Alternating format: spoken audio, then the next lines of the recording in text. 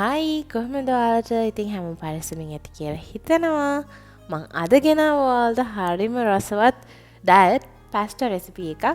ඉතින් බර අඩු කරගන්න ඉක්මනින් ලේසියෙන් කෑම හදාගන්න කැමති ඔයාට මේක රසම රස ඩයට් රෙසිපි එකක් වේවි. අපි බලමු මේක හරිම රසට ඩයට් එකට ගැලපෙන විදිහට හදාගන්නේ කොහොමද කියලා.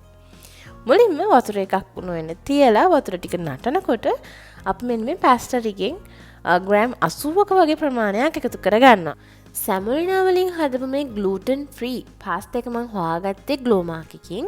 ඉතින් විනාඩි 8ක වගේ කාලයක් මේක තම්බගත්තම හොඳටම ප්‍රමාණවත්. මම හිමාලයන් පිංක් ලුණු ස්වල්පෙකුත් එකතු කරලා මේක විනාඩි 8ක් 10ක් අතර කාලයක් මෙන්න හොඳින් තම්බගත්තා.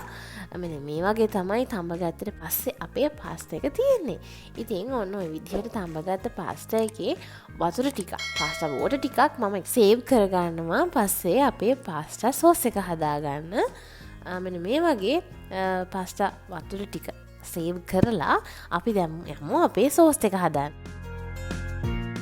ඉතින් සෝස් එක හදන්න මෙන්න මේ වගේ අලිගැට peer ගෙඩියකින්. ඉතින් අලිගැට peer ගෙඩිය මේ විදිහට හොඳින් ඉදුණු අලිගැට peer ගෙඩියක් ගන්න.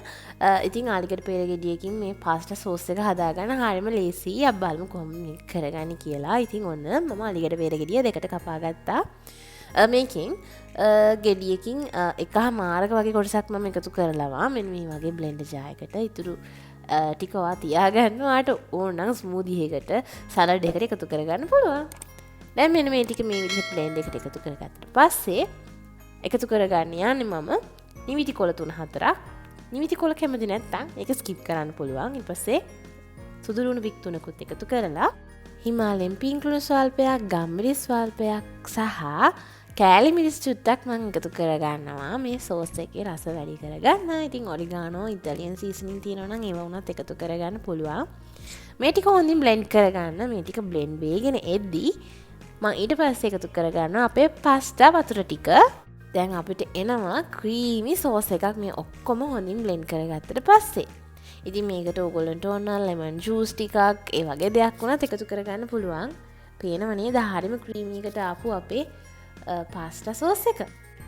දැන් මෙන්න මේ විදිහට ප්ලේට් එකට අපේ තම්බගත්ත පාස්තා ටික එකතු කරගන්නවා. ඊට පස්සේ ඒකට එකතු කරගන්නවා අපි අපේ හදාගත්ත ක්‍රීමි අවකාඩෝ පාස්තා සෝස් එක. ඉතින් මෙන්න මේ ටික මේ විදිහට එකතු කරලා දැන් තියෙන්නේ මික්ස් කරගන්න.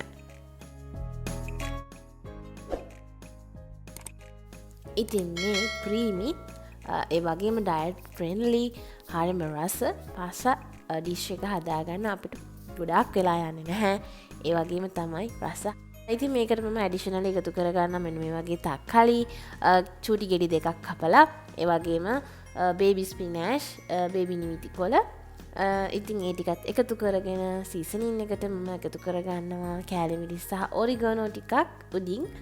ඉතින් තියෙනවනේ එකතු කරගන්න මොන හරි ඉතාලියන් සීසනින් එකක් තියෙනවා නම් තවත් රසවත්. ඉතින් දැන් තියෙන රස බලන්න. මං හිතනවා අද වීඩියෝ එකටත් ඔයාලා ගොඩාක් කැමති ඇති කියලා ලයික් එකක් දාන්න, කමෙන්ට් එකක් දාන්න. කවිද ඩයට් ෂෙෆ් මගේ YouTube channel එක තාම subscribe කරලා නැත්නම් මේ වගේ රසවත් ඩයට් recipes ඔයාලා ළඟටම ගෙන්න ගන්න channel එක subscribe කරන්නත් අමතක කරන්න එපා.